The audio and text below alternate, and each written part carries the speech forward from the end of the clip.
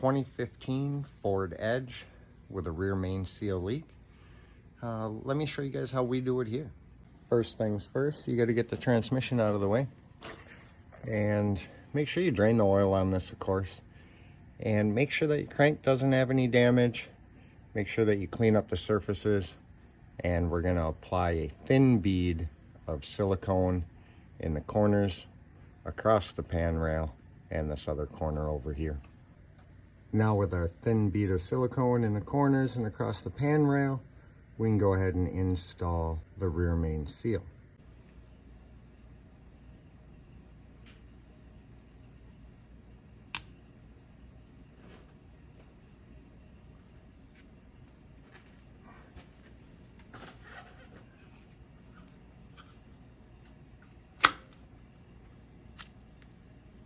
Torque your bolts to 89 inch-pounds.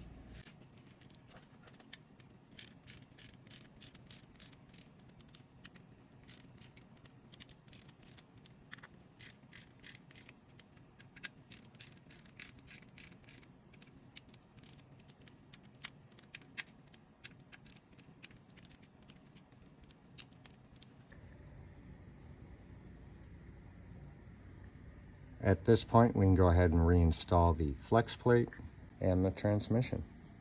Again, guys, this is on a 2.0 EcoBoost, and you want to roll that seal into place. You want to set it down here on the ledge and then just kind of tip it up.